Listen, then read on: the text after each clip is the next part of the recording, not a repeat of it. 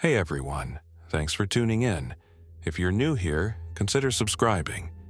It really helps keep these stories coming. And while you're here, let me know in the comments where you're listening from. Now, sit back, relax, and let's get into the story. The night the evacuation failed, the last clear announcement I heard told everyone to keep calm and remain on the platforms. The speakers repeated the message in a loop that grew shakier with every playback, like a recording taped over too many times. I watched a wave of people move down the stairs at 34th Street Herald Square, then stop when a turnstile jammed. Somewhere behind me, someone shouted that the street was worse. I didn't wait to see. I cut past a maintenance gate a cleaner had left cracked, slid along a concrete wall that smelled like dust and old oil, and dropped into an access passage that ran parallel to the main tunnels. I had a flashlight, a crowbar, and a plastic water jug. That was it. The power cut out at around 9:15 p.m. The platforms went from bright to smoky gray to black. The only light left came from the emergency egress signs and a handful of battery beacons that blinked like tired eyes. Somewhere up the line, a motorman keyed open a cab door and tried to talk over the radio, but the system was losing juice. The fans wound down. The air thickened. I kept going because stopping meant thinking, and I couldn't afford that. I stepped off the ballast and into the dark of a side chamber with a rusted gate and the faded letters "No Clearance" scratched into the paint. I had ridden this line for years and never noticed how much space existed beyond the passenger platforms. Signal rooms, fan plants, cable vaults, sump pits, drip pans, and stub tracks that ended in wooden bumping blocks. Somewhere above, the soundscape changed from frightened voices to the uneven, ragged cadence that had become the new normal on the streets. It traveled through gratings, ventilation grills, and the mouths of sidewalk grates. In the tunnels, everything becomes an echo. I reached a work niche with a blue light phone, one of the old emergency call boxes mounted on a concrete pillar. The handset was dead. Still, the small cabinet held a paper map behind plastic. It showed the tracks, cross passages, and emergency exits between 34th Street Herald Square and 42nd Street Bryant Park. Track numbers, relay rooms, interlockings. I ran my finger along the line and found a maintenance tunnel that branched north toward a fan plant near 40th Street. It was as good as any plan. I had been underground before for work, a volunteer stint with a community group that toured infrastructure, but never in this way.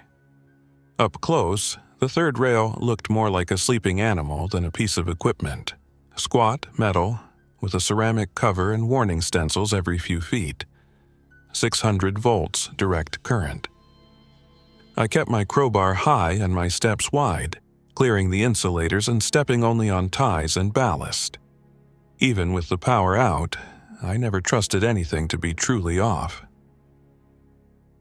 I reached the fan plant just before 10 p.m.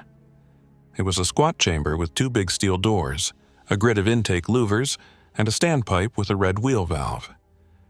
The plant had its own breaker panel, a row of fuses, and a maintenance shelf with items that felt like treasure. A box of nitrile gloves, 3 disposable dust masks, a roll of duct tape, a half-used bottle of iodine, an inspection mirror on a telescoping rod, and a grease-stained binder of inspection logs.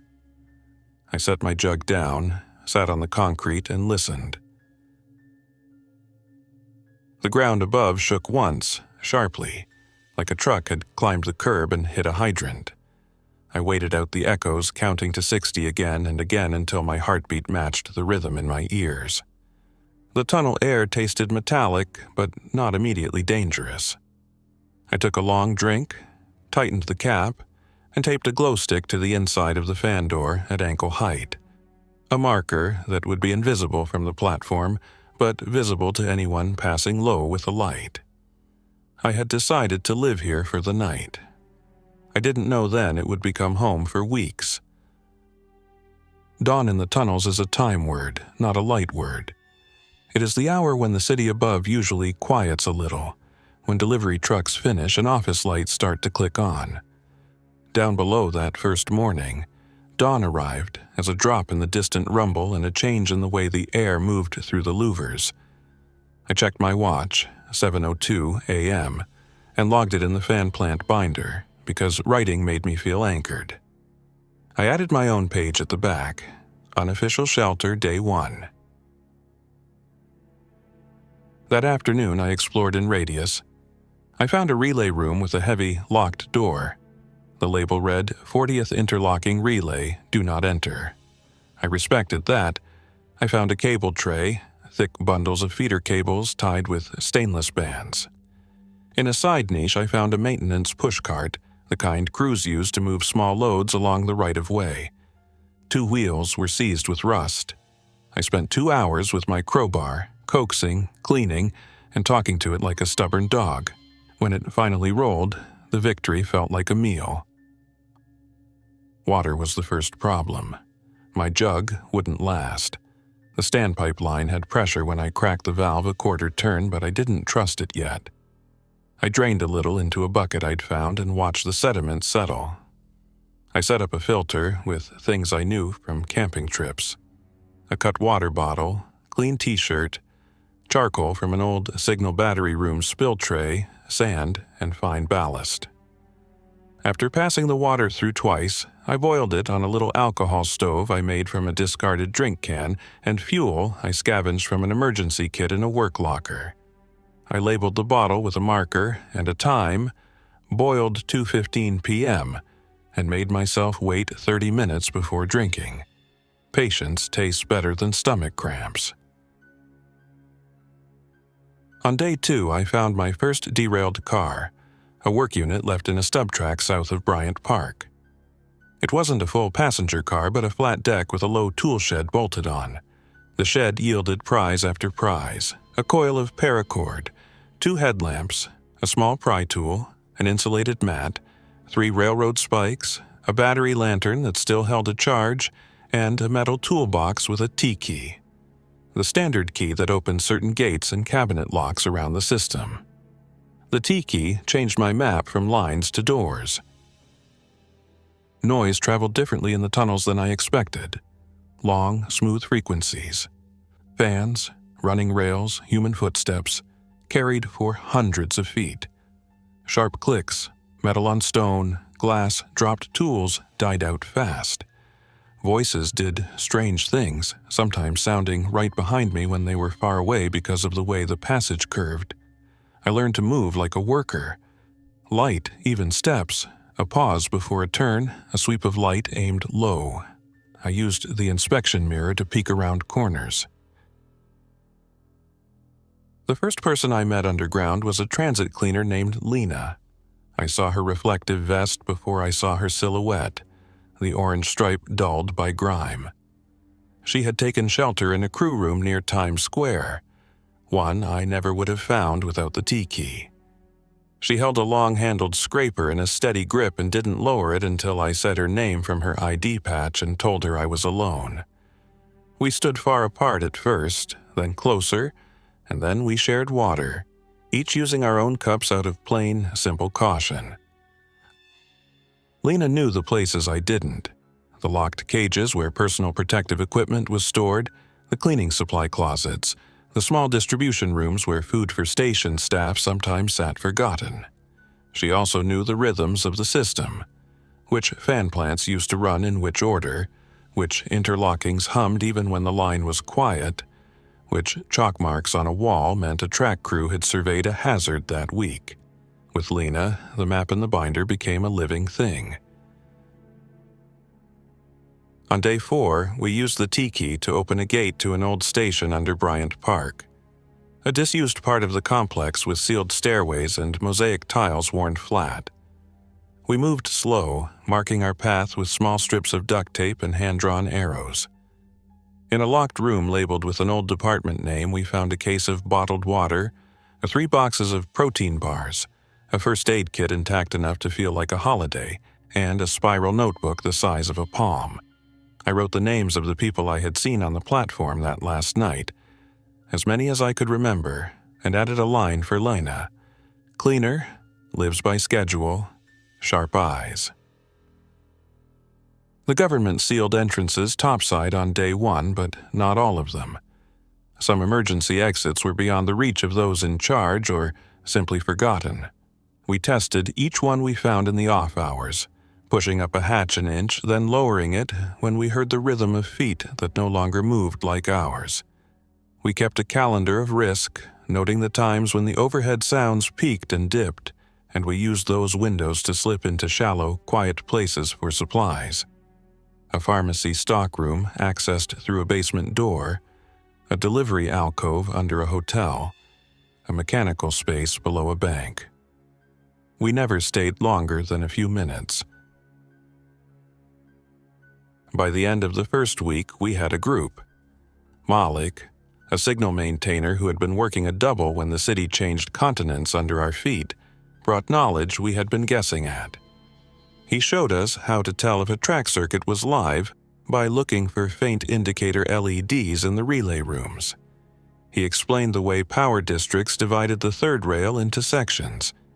He taught us the safest ways to cross between tracks and how to judge whether equipment might re-energize unexpectedly. He also checked my boil times on water and lengthened them. Better to be bored than sick, he said. We added Sato on day 8, a grad student who had been stuck on a stalled train in the tunnel between 5th Avenue and Grand Central. He carried a backpack that held too many books and one correct thing: a compact radio capable of scanning public service channels. Power was spotty, but on some nights the radio woke up and we heard fragments: a convoy call sign, a location marker, a warning to keep clear of certain corridors. Most messages cut off mid-sentence as if someone moved out of range or turned to speak to a person next to them. We logged every phrase with a time and a guess at direction. We found Jorge outside an emergency exit that opened in a delivery lane near 41st Street. He had worked track for years and could look at a wall and see the deviations. He pointed out the little hairline cracks where water slipped in, the mineral stains, the spots where the tunnel lining needed stitching. He helped me reinforce the fan plant door by adding a crossbar made from a piece of angle iron, drilled and bolted into the concrete with anchors he set with the calm of someone who had done this 1,000 times on a day when the city was ordinary. We lived by a schedule because schedules felt like laws down there. At 6:30 a.m., we did a perimeter check by pairs. At 8 a.m., we boiled water. At 10 a.m., we did a supply run if the radio told us the above traffic was light. At 1 p.m., we repaired things: a hinge, a handle, a split tool handle wrapped with tape and lashing. At 5 p.m., we listened for the heavy footfall above and tightened our circle. At 8 p.m., we wrote. Everyone had a line in the binder. If someone didn't come back one day, their last entry mattered more than food. Weapons were not elegant. We didn't have expensive gear. We had a crowbar, a pry tool, a length of rebar wrapped in tape for grip, a fire extinguisher that doubled as a noisemaker and a blinding spray, a sling for throwing washers at sound sources as distractions, and a can of wasp spray that was not what movies make it out to be but still gave you a second to turn and move. We set rules. Never engage if avoidance was possible, never swing near the third rail, never run on ballast when calm walking worked better, and always plan an exit before you stepped into any new space. On day 11, the sump pump failed near the interlocking, and the water started to creep. The tunnels breathe water even on good days. When the pumps stop, they fill. We checked the sump well and found a clogged intake. A tangle of cloth and a collapsed plastic bag had jammed the grate. Jorge and Malik cleared it with a rake and a pair of hook poles while I held a light, and Lena manned the breaker. The pump shuddered to life and shot a pressurized stream into the discharge line that ran to the storm sewer. We cheered like kids at a parade because moving water meant time. 2 nights later, we met Oksana, a nurse from a midtown clinic who had fled through a basement and followed the sound of air. She knew what to do with the bite and scratch injuries people brought back from the edges. She washed, irrigated, dressed, and taped with the kind of care that slowed breathing by 3 beats. She rationed pain medicine like she was dealing from the last deck in the world and taught us how to use plain ibuprofen and rest to keep swelling down. She didn't promise anything, which made me trust her. We spent a morning in the dark at the old City Hall Loop, that ghost station with the fine tile and curved platform. It's closed now, but the rails still curved through it. We moved slow, voices low, and I tried to imagine the day it opened, how people must have felt seeing clean tile and polished brass. The city is layered, like cut stone. The loop gave us old bench seating we could salvage and a breaker panel label plate that worked as a mirror when you scraped off the residue. We left a small message chalked on a structural beam. "We are still here. South portal safe." On day 16, the radio found a stronger voice. It identified as FieldNet Charlie and spoke in clipped lines. Locations by street names, movements by blocks, a curfew we had already learned by listening to the way the footsteps clustered. The message wasn't meant for us, but we learned from it. It mentioned a corridor of relative quiet along 6th Avenue between 36th and 42nd Streets during the late morning. We used that window to reach a maintenance shop's back room on 39th Street. With the T-key and some careful prying, we took a small portable inverter, a sealed lead-acid battery in good condition, a handful of fuses, and a box of nitrile gloves. We moved in a chain, never more than 2 minutes exposed at a time. We built a charging table in the fan plant with a caution sign that said "Lockout Tag Out" over it. We didn't have grid power, but a bicycle left in a basement alcove became a generator with a friction roller against the rear tire and a salvaged alternator. 10 minutes of pedaling gave us enough to top up the radio and the headlamps. We made rules about using the battery lantern only for inspections and emergencies. At night, we went back to candles made from cooking fat and wicks rolled from gauze. The air smelled like kitchens my grandparents would have recognized. Paperwork kept us sane. We logged what we ate, what we found, who went where, and when. We kept a list of names. Each time we met someone on a platform or in a passage and they didn't come back, we wrote them down. We wrote their last story, the one they offered us while sharing a bottle cap of water. We wrote where they were from, where they were going, and who they had hoped to find. We didn't play judge or poet. We kept facts like parts in labeled bins, there for when someone needed them. By the 3rd week, the upper world had grown heavier. The sounds above were not just the uneven footsteps anymore, but the thud and scrape of things dragged, the hollow slam of doors, the stutter of generators trying to catch, the distant bark of instructions from people who still had the strength to try and command order.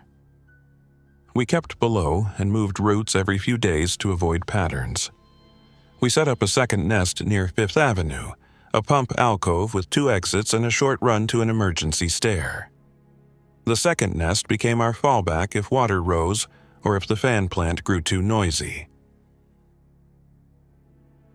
The infected sometimes found their way below through open basements and forgotten stairwells. The first time it happened near us, it was a slow discovery.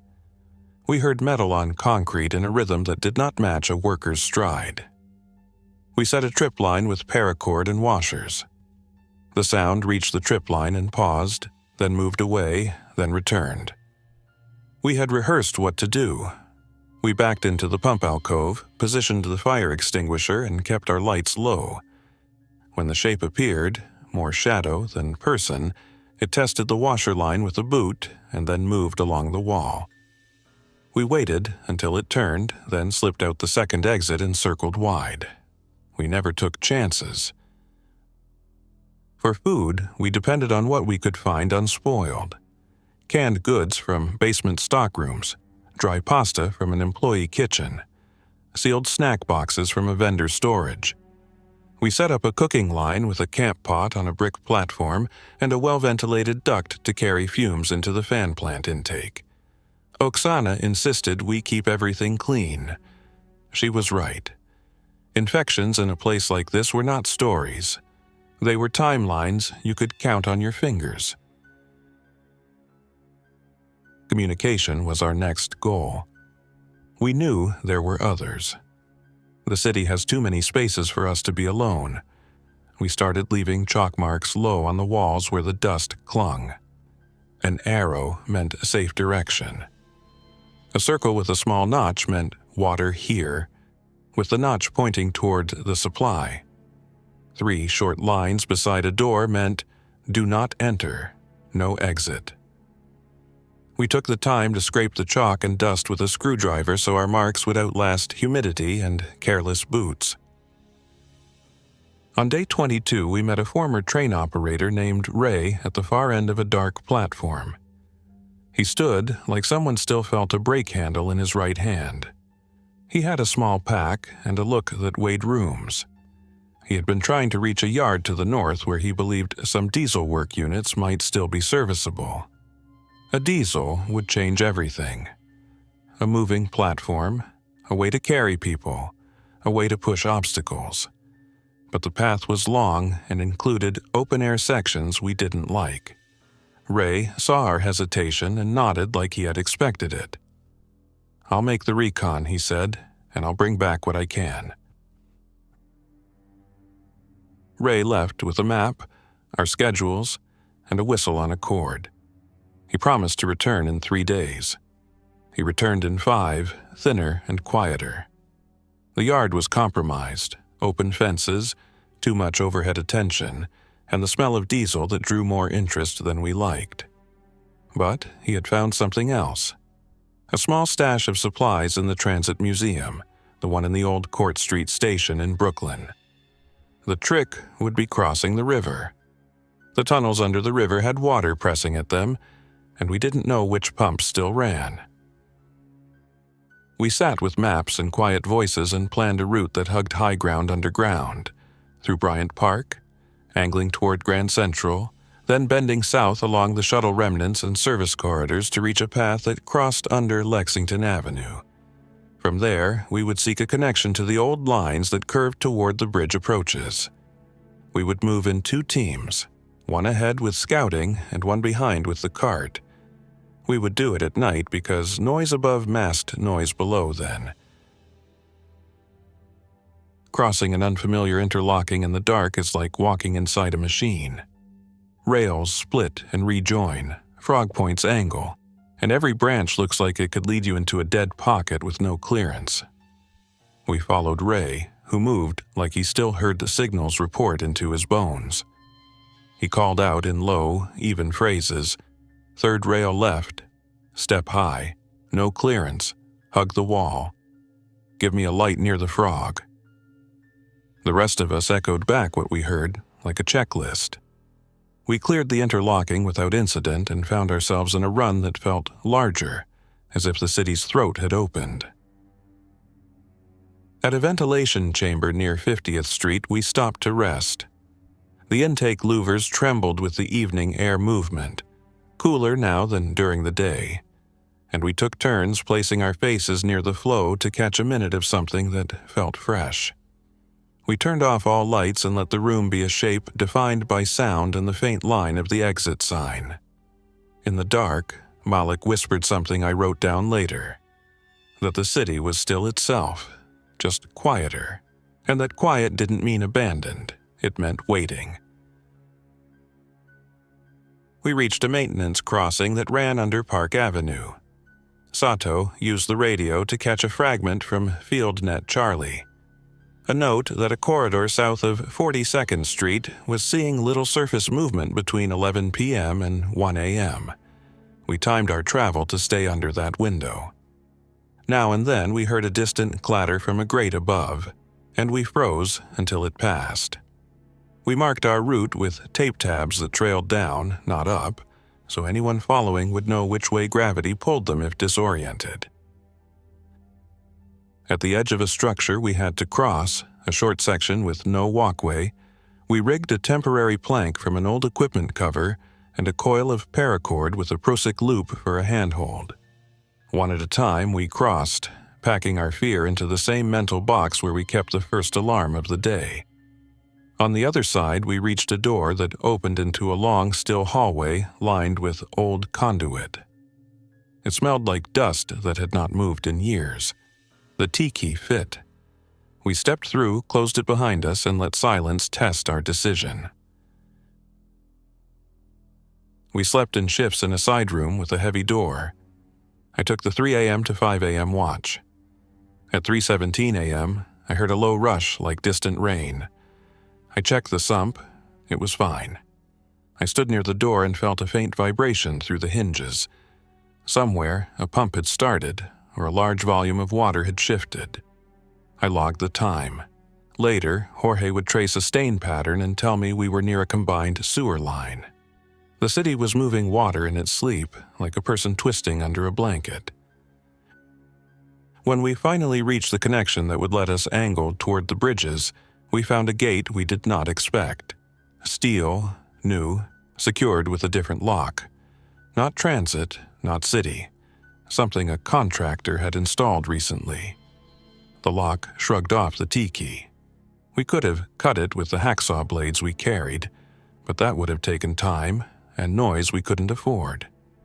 We backed up and looked for another way, feeling the clock press.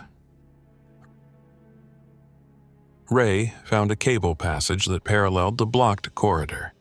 It was tight, hot, and littered with old splice boxes, but it was passable if we went one at a time and pulled the cart behind us with a secondary line.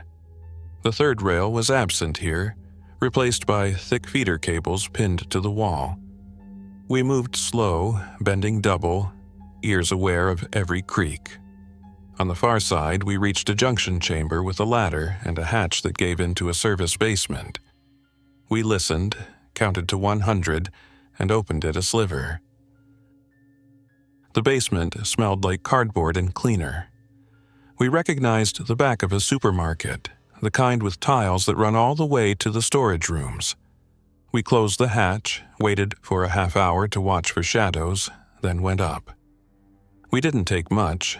2 boxes of pasta, vacuum-packed coffee, canned vegetables, a case of water, a small butane stove with 3 new canisters, and a pallet jack handle that Ray said would make a fine bar for moving stubborn doors. We left a chalk mark on the underside of a shelf. A small circle with a notch pointing down, then a line. Safe below. Back in the tunnels, we breathed easier. The parcel of supplies gave us margin. We set the coffee aside as a morale item. On the move again, we found an inspection alcove with a door that had been painted shut for years. The T-key bypassed the latch, but the paint held like a weld. We scored the seam with a scraper, braced our feet, and pulled until the seal broke with a soft pop. Inside, we discovered a tiny office, a desk, a metal chair, a framed evacuation plan, and a wall calendar from a decade ago, still on February. I flipped to March and wrote our year in the block. It felt like a handshake with time. By the time we reached the approach to a river crossing, the walls wept steadily. You could taste the change in the air, the damp that came with the long run under pressure. Here, the third rail covers were slick, and the walkway had sections with standing water. We roped up, not because we expected a fall, but because a hand line makes people move at the same speed. Malik went first with a probe pole to test depth. The water never rose above boot tops, but the cold stole heat fast. We moved, no talking, just breath and the soft clink of carabiners tapping the hand line. Halfway across, the radio caught a burst. Museum site, repeat, supplies, safeguard, then static. We stopped, breath held. The burst came again, like a relic, then silence. We looked at each other and every eyebrow said the same thing. Keep moving. The tunnel bent, then straightened. On the far side, the grade lifted and the water fell away. The air warmed by a degree. The wall plaques changed their numbering, telling us we had crossed a boundary we couldn't see. The old station was, as Ray had described, quiet as a sealed room, heavy doors, and a thin layer of dust over everything. We reached it through a locked gate and a short flight of stairs. The museum exhibits were still there, old cars with polished steel and signage from earlier decades. It should have felt like visiting a memory, but all I could think about was the small back room with staff supplies. We found it by following an exit sign through a maintenance corridor and using the T-key. Inside, a first aid stock with unopened packages, bottled water still clear, a few sealed food kits for events, batteries, and a toolkit in better shape than anything we had. We took what we needed and left a note. We stayed one night in a storage alcove there, 2 people awake at all times. The cars, static displays, stood like old friends in the dark. Ray walked a line with his hand on the sides, naming models in a whisper. He refused to step inside. I used to drive the living ones, he said later, and I don't want to muscle memory my way into a daydream. We ate a shared meal and moved on before dawn, winding back toward the routes we knew. Our trip back north ran smoother, partly luck, partly practice. When we reached our fan plant, the room felt smaller but safer. We added hooks for packs, shelves for tagged supplies, and an inventory that made sense, a box for lighting, a box for water gear, a box for medical, a box labeled trade. Trade meant what we could share with people we met. Extra masks, wrapped snacks, a spare headlamp, a small bottle of alcohol. We set a rule that trade items stayed by the door so we didn't have to dig for them with someone waiting. People came through. Some stayed a night, some stayed a week. Some left with a plan and a new strength in their shoulders. Not all plans worked. When that happened, we wrote the names in the binder and the route they meant to take. We wrote dates and times because dates and times anchor a person in the world. I added a line to the first page, "If you find this, add to it, don't erase." A new sound entered our world on day 31, a chuffing diesel note far off. It came like a cough at first, then a steady rhythm. Ray sat up straight, every muscle remembering. We followed the noise through a connection toward the west, moving fast but careful. At a blind curve, we stopped and listened. The note rose, then settled. A work locomotive somewhere was still alive. We didn't rush it. A diesel that ran could draw attention from above and below. We marked the direction on the wall and planned a recon by day when upper noise masked ours. The recon found the source.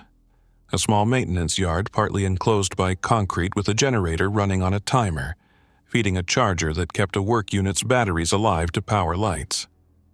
The diesel had fuel, but not much. Someone had set it up to maintain itself in case crews came back. No crews came.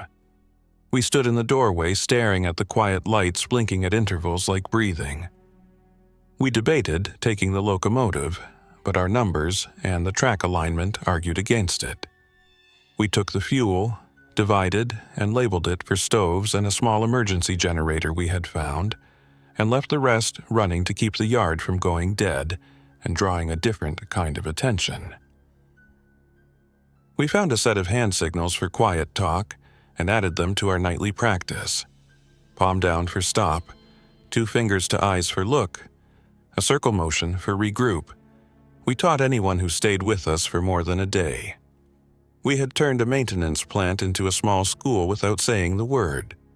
Our lessons were simple: water, light, movement, rest, recording. No speeches, no slogans. In early week 5, surface noise changed again. Helicopters, rare before, started tracing long arcs. We heard loudspeakers in the distance, then silence, then loudspeakers again in different directions. The radio yielded a few lines about corridors cleared for movement and a checkpoint near a river crossing. We had not thought of checkpoints as something we would use. We lived below the map, but if a corridor opened for even a day, it might allow people we met to reach where they needed to go. We decided to recon an exit with care. We chose an emergency stair that came up near a municipal building, the sort with a steel hatch and a padlock on the inside. The hatch was light enough for two to lift. We set up in the stairwell, listened through the cracks, and waited for patterns. Midday traffic above consisted mainly of distant movement and the drift of voices we could not place. Near 2 p.m., we heard a slow vehicle with a recorded message, the words indistinct. We did not lift. At 3:30 p.m., we heard a different rhythm, measured footsteps, radios, and a voice giving a count. We lifted the hatch an inch. Sunlight cut a clean line in the dust. I saw the heel of a boot, black, polished. A person in uniform passed the hatch, eyes forward. Another followed, scanning the street level, not the ground. A third lagged, shoulders tired in a way I recognized from our mirrors. I lowered the hatch and breathed out. The street was not ours yet, but it had people moving in a way that belonged to purpose. We closed up and returned to the deep routes where purpose wore headlamps. That night, we added 2 new names. A mother and her teen had slipped down a stair near 37th Street after trying a sealed station entrance. They brought a backpack with printed photos, a water bottle, and a small dog wrapped in a towel that didn't make a sound the entire time it was with us. We gave them the second nest and a quiet night. In the morning, they left with a drawn map and a plan to reach a hospital in Queens rumored to be open on certain days. I added their names to the binder with an arrow pointing east and a small star beside the date. In the middle of week 6, the fan plant's bearings started to sing. We had run one of the fans at low speed for short intervals to cycle air. Now it complained. We dismantled the housing as far as felt safe, cleaned the accessible surfaces, and relubricated what we could reach with grease we'd scavenged. Jorge showed me how to pack a bearing by hand, a slow, careful motion that pushed worry into something useful. When we powered it again, the singing fell to a hum. We cheered softly and added a maintenance schedule to the wall with chalk, dates, run times, and notes. Every few nights, someone didn't make it back to the place we had agreed to meet. We never assumed. We waited a full day. We checked likely routes. We left chalk marks and small packets of water and a protein bar in hide spots. We never went far on a search. We could not afford to become 2 missing instead of 1.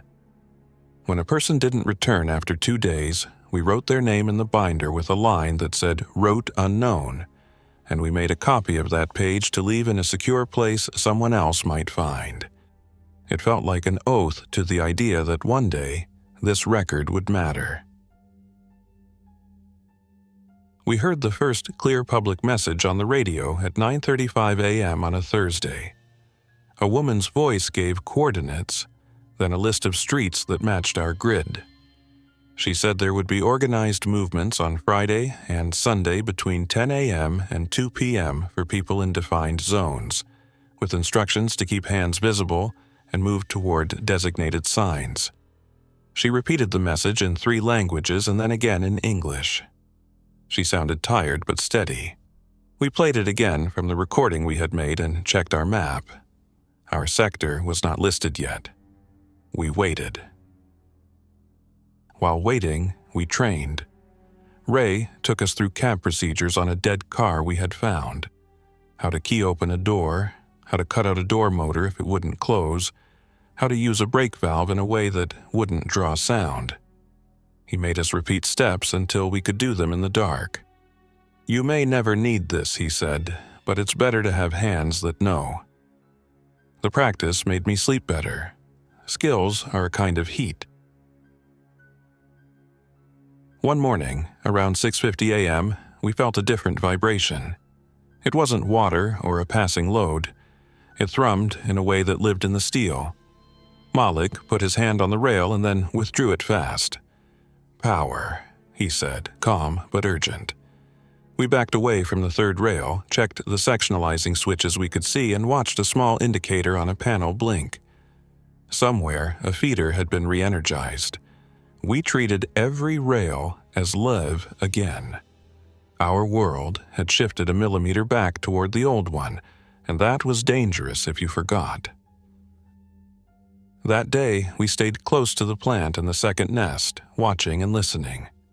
The radio gave a short announcement. Testing of limited power in certain areas for critical operations. No details. We took out the chalk and updated our signs. A small lightning bolt symbol next to the third rail warnings. A new arrow that rerouted anyone following our marks away from the sections we couldn't confirm as safe.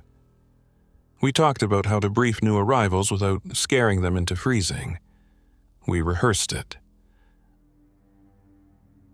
By week 7, people who found us often came with better news. A corridor open in Queens.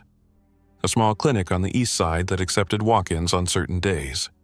A supply point where you could trade a labor hour for a meal. The city was not whole, but it was showing seams where stitching had begun. We started to think in terms of how to get people to those seams. We planned routes, printed them on index cards we found, and sealed them in plastic bags so sweat and water wouldn't turn them to pulp. I still lived between rails and pipes. I still woke to the drip that marked the hours when my watch died. I still kept my journal of names. But I had added a new page to the binder, a page that wasn't just loss.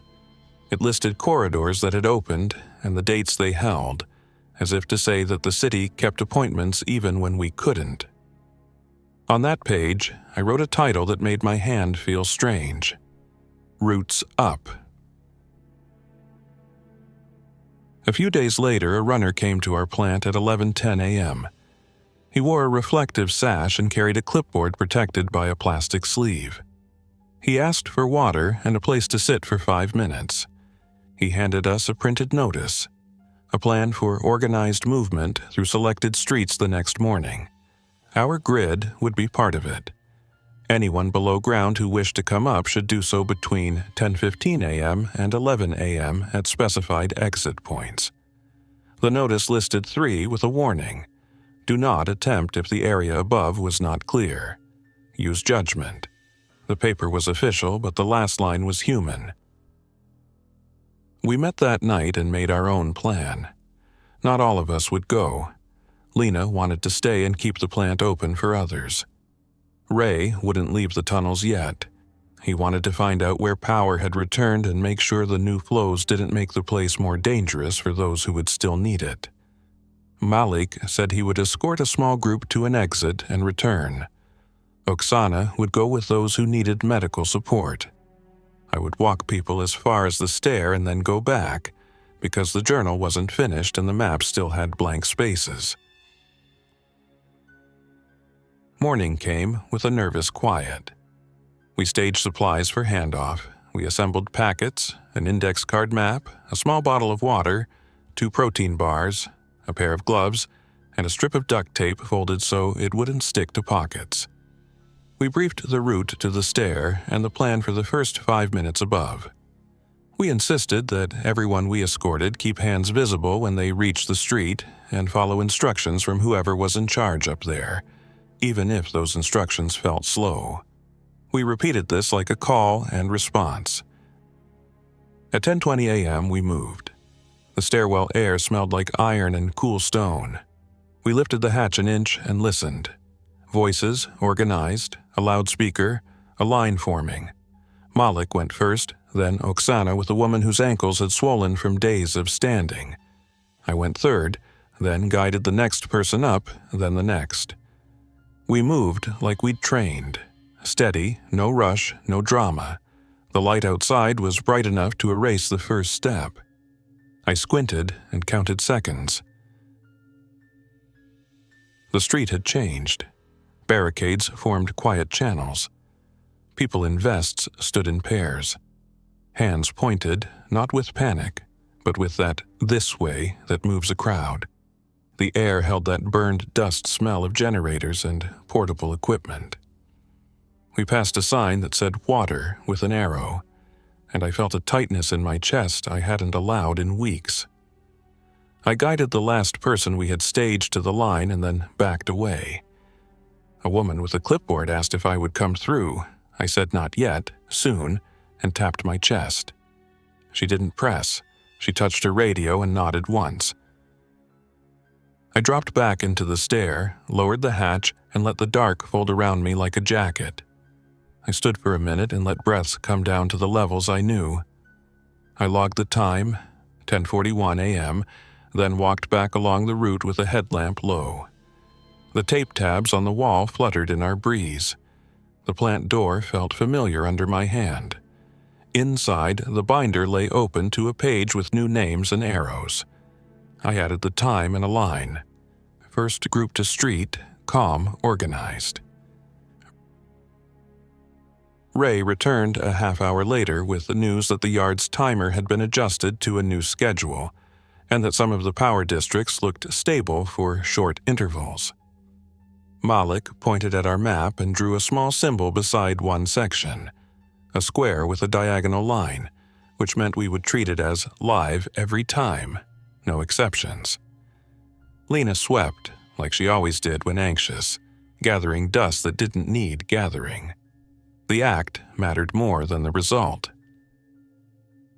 We took turns that afternoon resting, writing, and packing what we would carry if we decided to make our own way topside in a day or a week. My pack held the same things it did on day one: flashlight, crowbar, water, plus more: tape, gloves, a folded map, a small radio, a pair of safety glasses, a compact first aid kit, and the small notebook I had started that first week. I had written so many names that the pages had grown soft at the edges. I flipped to the first page and read, "Unofficial Shelter, Day 1. Then I turned to the latest and wrote, "Routes Up, Day 45. That evening, just before lights we didn't have, I walked to the place near the interlocking where the tunnel opened into a space that felt like a cathedral made from utility. I stood in the echo and said the names, not loudly, just enough to hear them return to me once, softened by distance. I said Lena and Malik and Jorge and Sato and Ray and Oksana. I said the mother and the teen and the dog. I said the people from the first night whose faces I still carried. I said the ones who had promised to return and the ones who had told us to go on without them. Then I went back to the plant and wrote another few lines. Weeks later, we still live between rails and pipes, but not like ghosts. Our routes are clearer, our signs are better, our water is cleaner. The footsteps above have a shape that makes sense more days than not. Every few nights, a new person finds us. We share what we can. We listen to what they bring. If they decide to try the stairs, we walk them to the first step and watch until the light takes them. If they decide to stay, we show them the map, the binder, the rules that keep us whole. I still hear the infected above, their uneven rhythm threading through grates and louvers. I don't pretend they aren't there. I simply don't let them be the only sound I believe in.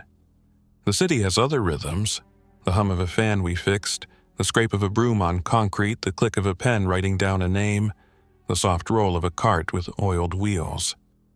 In a place built for movement, it is the small, steady motions that keep us human. I keep the journal because one day someone will find this plant, or the second nest, or the chalk marks, and they will wonder who we were. They'll read that we boiled water at 8 a.m. because Oksana insisted, that we checked the third rail twice because Malik said no assumptions, that we fixed a bearing because Jorge could hear trouble from 20 feet, That we took a route under Park Avenue because Ray knew a vibration that told him, safe enough, that we brought a mother and teen to a hatch at 10:20 a.m. because the radio finally set our grid. They'll see that Lena kept sweeping even when there was nothing left to sweep. They'll see that we wrote names so no one would be only an echo. If you are reading this by the glow of a headlamp or the pulse of a battery beacon, know that the plant door is bolted from the inside with a crossbar you can lift if you are calm and patient. The water we left is labeled with dates. The coffee is on the top shelf for days that need it most. The maps have arrows that point to routes that were safe when we drew them, and you must treat them as suggestions, not guarantees. The third rail is to your left as you exit. Keep your tools high. If you came alone, sit and drink and breathe until your hands stop shaking, then add your name. If you came with others, share the packet by the door and plan before moving. Talk in low voices. Mark your path. Leave a note about where you are going and when you intend to be back. We will read it, and if we're still here, we'll keep the kettle warm and the fan humming on the schedule we chalked on the wall. If you decide to go up, listen at the hatch before you lift. Count to 60 and then count again. Watch the people in vests and follow the signs even if it feels slow. Keep your hands visible. Let the light take your eyes a minute to adjust before you move. If you hear a recorded message, move toward it, not away. If the corridor is quiet, that is good. If it is noisy, that might be good too. You will learn the new meanings fast. If you decide to stay below for a while, take the shift from 3 a.m. to 5 a.m. at least once. Learn the way the city breathes when most people sleep. You will hear pumps start and stop, water move, and still air cycle in the fan plant. You will feel the steel talk through your feet in a language you can understand if you let yourself.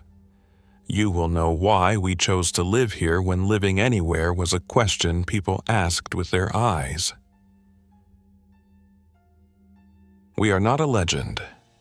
We are a handful of people who learned how to make a small, useful order in a place that was built for machines and voices. We are a fan plant, a second nest, a cart with oiled wheels, a binder with names and arrows. We are chalk marks low on walls where dust clings. We are not the only ones. When you move on, leave a mark for the next person. Keep the line from breaking. If I make it topside for good, I will bring the binder. If I don't, I trust that the city will keep it like it keeps everything, under layers, waiting. If you find it, don't erase. Add to it. Write the names you know, write the time and the route and the small details that will matter to someone later. We lived here. We kept water clean, air moving, and records straight. The city above hears footsteps through grates. The city below hears pens on paper. Both are proof of life. When the evacuation collapsed, hundreds ran for the subway thinking it was safe. The entrances sealed, the lights went out. Screams replaced announcements. I slipped into an old maintenance tunnel with a flashlight, a crowbar, and a water jug.